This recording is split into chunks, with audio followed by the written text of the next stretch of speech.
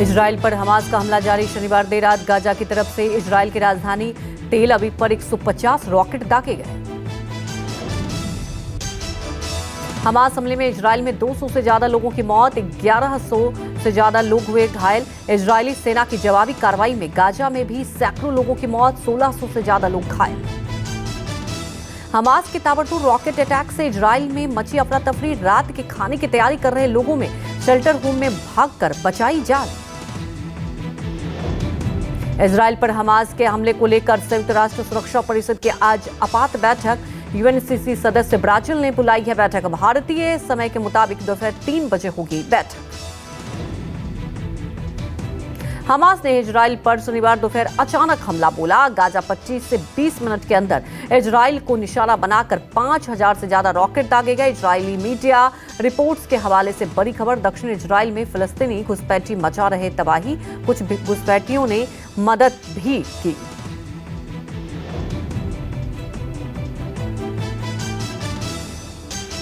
Hamas के आतंकियों ने कई इजरायली सैनिकों और नागरिकों को बंधक बनाने का किया है दावा। हमास लीडर मोहम्मद डैफ ने कहा, इजराइल के खिलाफ नया सैन्य अभियान। इजराइल ने फिलिस्तीन पर भी जवाबी कार्रवाई तेज की। इजराइल ने ऑपरेशन आयरन लॉन्च किया है। गाजा पट्टी में फिलिस्तीनी ठिकानों पर भी बरसाए गोले। इजराइल के पीएम का बड़ा बयान, कहा हम युद्ध में उतर चुके हैं, हमास को चुकानी होगी इसकी बड़ी कीमत। इजराइल के स्टोरॉट शहर में हमास के रॉकेट हमले से भारी तबाही, कई मकानों को नुकसान पहुंचा। सड़क पर दौड़ती कई गाड़ियों में रॉकेट की चपेट में आए। हमास के हमले के बाद इजराइल लगातार जवाबी कार्रवाई कर रहा है। हमास हमले के बाद इजराइल ने युद्ध का ऐलान कर दिया। गाजा बॉर्डर की ओर इजरायली टैंक और हथियार रवाना।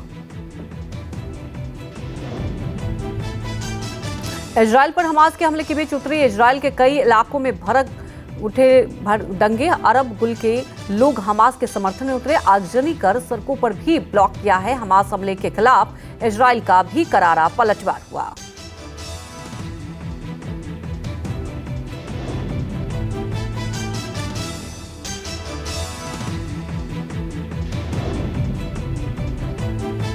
इजराइल के शहर सेडरोट में सेना और हमास आतंकियों के बीच संघर्ष जारी। रिहायशी इलाकों में घुस आए हैं हमास आतंकी।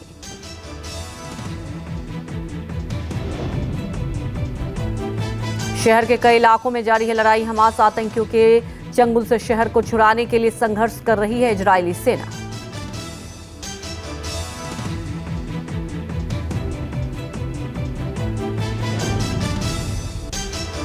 इजरायली में हमास के हमले के बाद एक्शन में भारत सरकार। इजरायल में मौजूद भारतीयों के लिए जारी की एडवाइजरी। भारतीयों को सतर्क रहने और सुरक्षा प्रोटोकॉल फॉलो करने की अपील। भारतीय दूतावास ने अपनी वेबसाइट और नंबर भी शेयर किया है। दूतावास के कर्मचारी अलर्ट पर। इजरायल में भारतीय छात्र आतंकी हमले की वजह से सहमे हुए हैं। भारतीय छात्रों ने हालात बयां किया। छात्रों ने बंकरों में शरण ले रखी है। एक अन्य भारतीय छात्र ने कहा कि मैं बहुत घबराया हुआ हूं और डरा हुआ हूं। शुक्र है कि हमारे पास आश्रय है और इजरायली पुलिस बल भी है। हमास हमले के बीच मेघालय के 27 पर्यटक यरूशलेम में फंस गए हैं। मेघालय के मुख्यमंत्री कोनराड ने विदेश मंत्रालय से अपने राज्य के लोगों के सुरक्षित वापसी की अपील की है। प्रधानमंत्री नरेंद्र मोदी ने इजरायल पर हुए हमले का आतंकी हमला करार दिया। पीएम मोदी ने एक्स पर लिखा, इजरायल पर आतंकी हमले से गहरा सदमा लगा। कठिन समय में हम इजरायल के साथ खड़े हैं। अमेरिकी राष्ट्रपति बाइडेन ने की इजरायली प्रधानमंत्री नेतन्याहू से फोन पर बात। इजरायल को हर मदद देने का ऐलान किया। कहा, आतंकी हमलों का देना होगा मुंहतोड़ जवाब।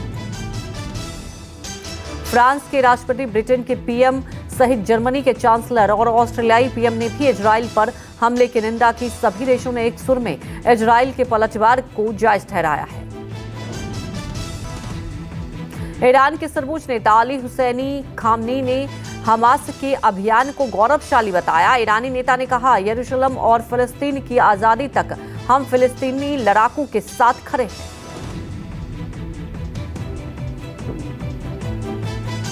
वहीं नेपाली विदेश मंत्रालय ने भी इस बात की जानकारी दी है कि इस हमले में नेपाल के 9 नागरिक घायल हुए।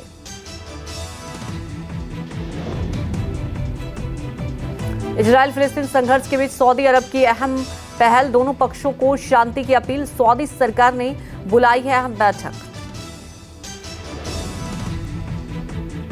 राजस्थान में अशोक गहलोत सरकार ने राज्य में जातीय जनगणना कराने का आदेश दिया और विधानसभा चुनाव से पहले जाति आधारित सर्वे को लेकर कांग्रेस ने कहा, जितनी भागीदारी उतनी हिस्सेदारी का संकल्प।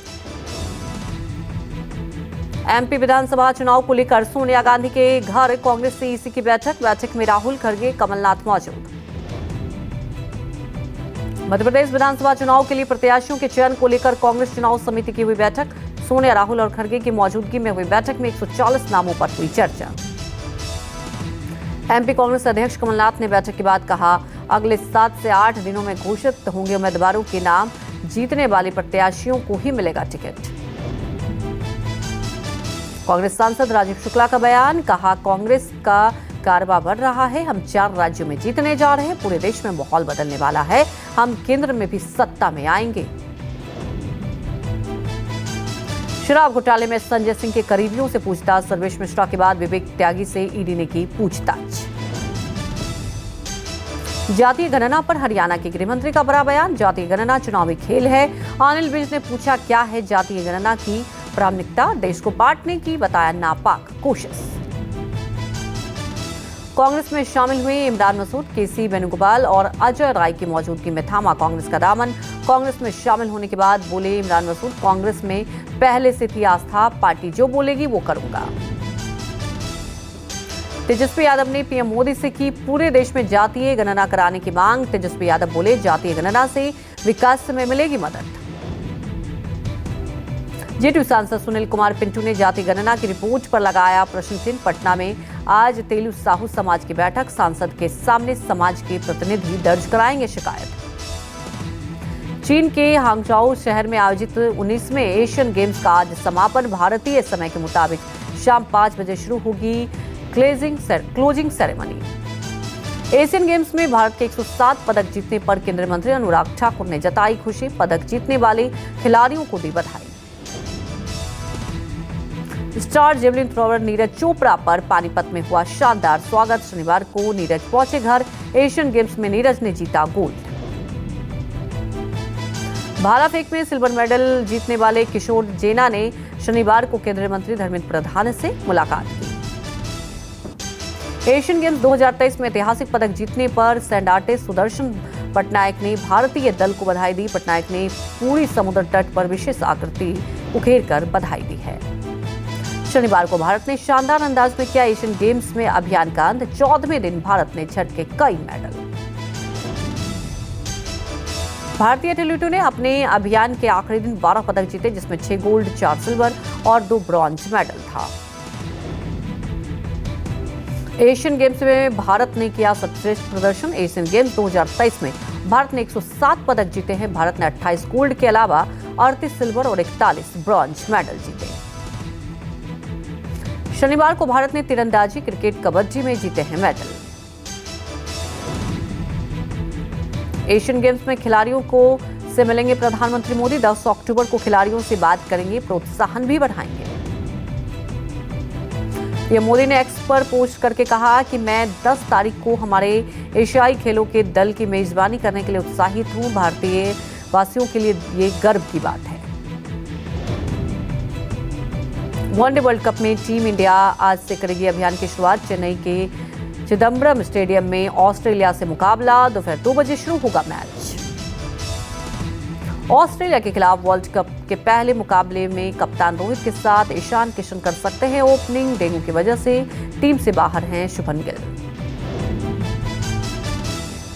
दक्षिण अफ्रीका ने श्रीलंका को वर्ल्ड कप के चौथे मैच में 102 रनों से हराया। साउथ अफ्रीका ने पहले बल्लेबाजी करते हुए 5 विकेट पर रिकॉर्ड 428 रन बनाए। श्रीलंका की टीम 326 रनों पर सिमटी। साउथ अफ्रीका की ओर से 3 शतक लगे हैं। वर्ल्ड कप में सबसे तेज सेंचुरी बनाने वाले बल्लेबाज बने। मार्करम ने 106 रनों की पारी खेली। धर्मशाला में खेले गए मैच में बांग्लादेश ने अफगानिस्तान को 6 विकेट से हराया। बांग्लादेश की जीत के हीरो रहे ऑलराउंडर मेहदी हसन मिराज ने 3 विकेट झटकने के साथ ही 57 रनों की पारी खेली।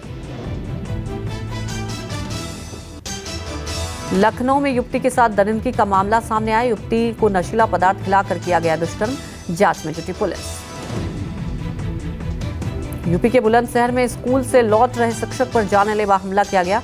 शिक्षक की हालत गंभीर बताई जा रही है। घायल शिक्षक की भाई ने 3 लोगों के खिलाफ। दिल्ली पुलिस ने फर्जीवाड़ा करने वाले 2 धोखेबाज भाई को गिरफ्तार किया। दोनों आरोपी भारतीय सेना के नाम लेकर लोगों के साथ करते थे जालसाजी। संजय राउत ने केंद्र सरकार पर एक बार फिर निशाना साधा। कहा, राम मंदिर बनाने से कोई राम नहीं बनता। अयोध्या में राम का मंदिर जनता बना रही है। संजय राउत ने कहा, रावण जिस तरह से अपने राज्य में लोगों पर अत्याचार कर रहा था, आज वही अत्याचार सरकार महाराष्ट्र और दिल्ली में कर रही है। राहुल गांधी सत्ता में नहीं है। जब हमारी सरकार आ जाएगी तब हम राम राज्य बनाएंगे। रावण जिस तरह से अत्याचार कर रहा था उनके राज्य में लोगों में, आज वही अत्याचार आज की सरकार महाराष्ट्र में और दिल्ली में कर रही है। राहुल गांधी सत्ता पे नहीं है। हमारी सत्ता आ जाएगी तब राम राज्य बनेगा। आम आदमी पार्टी के राज्यसभा सांसद राघव चड्ढा का बड़ा झटका। पटियाला हाउस कोर्ट ने बंगला खाली करने पर लगी अंतरिम रोक को लिया वापस। खाली करना होगा राघव को बंगला खाली करने के मुद्दे पर राघव चड्ढा ने तीखी प्रतिक्रिया दी। राघव चड्ढा ने कहा, सिर्फ परेशान करने की कोशिश। टाइप 6 और 7 बंगले में क्या फर्क? जो लोग आवाज उठा रहे हैं उन्हें परेशान किया जा रहा है। वाइब्रेंट गुजरात ग्लोबल समिट के 10वें संस्करण को संबोधित करते हुए विदेश मंत्री एस जयशंकर ने कहा, आर्थिक योगदान के मामले में गुजरात भारत का अगुवा। और उन्होंने बोला कि योगदान के मामले में गुजरात ने भारत के विकास इंजन के रूप में पहचान हासिल की है। दुनिया में एक भी ऐसा देश नहीं जहां गुजराती नहीं।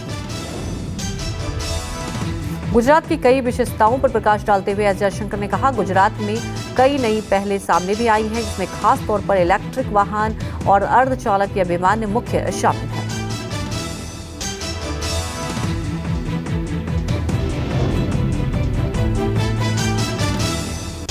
सीएम योगी आदित्यनाथ ने शनिवार को केदारनाथ और बद्रीनाथ में पूजा अर्चना की। यूपी सीएम ने माना कि पास बॉर्डर पर तैनात जवानों से भी बातचीत की। उपराष्ट्रपति जगदीप धनखड़ आज श्रीगंगानगर जाएंगे। किसानों से करेंगे संवाद। कृषि में काम आने वाली खास तरह की मशीनों का भी अवलोकन करेंगे।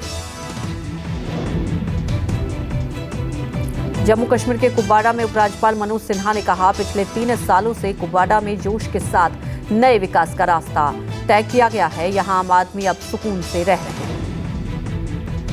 उपराज्यपाल मनोज सिन्हा ने कहा, पर्यटन की दृष्टि से कुपवाड़ा में काफी काम हो रहा है। पिछले सालों की तुलना में यहां भारी संख्या में पर्यटक आ रहे हैं।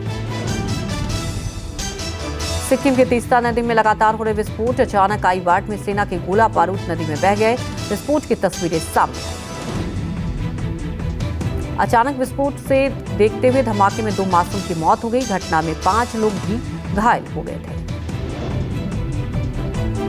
सिक्किम में बाढ़ से मचा हाहाकार। अब तक 26 की मौत, 140 से ज्यादा लापता। 3 अक्टूबर को बादल फटने से तीस्ता नदी में आई थी बाढ़।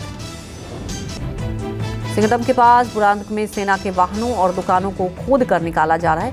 सेना के एक संगठन तिरंगा माउंटेन की टीम को लगाया गया। सिक्किम में अचानक आई बाढ़ से राहत और बचाव जारी। रिजर्व बटालियन के सैनिक बचाव अभियान के लिए चुंगथांग की ओर हुए रवाना। सिक्किम में हुए नुकसान का जायजा लेने के लिए केंद्रीय टीम गठित। केंद्र सरकार ने राज्य आपदा राहत कोष में 44.80 करोड़ रुपए दी मंजूरी। बंगाल के कूच बिहार में हुए फ्लैग मीटिंग में बांग्लादेश ने 2 शव भारत को सौंपे। सिक्किम आपदा में अचानक आई बाढ़ से बहे शवों को सौंपा गया। भारत और बांग्लादेश के गीता बॉर्डर पर दोनों देशों के बीच हुई फ्लैग मीटिंग। बैठक में दोनों देशों ने के सीमा प्रहरियों के साथ दोनों देशों के पुलिस अधिकारी भी मौजूद रहे। बांग्लादेश पुलिस ने इलाके में तीस्ता नदी में तैरते हुए मिले थे 2 शव। फ्लैग मीटिंग के दौरान बांग्लादेश के अधिकारियों ने सौंपे 2 शव।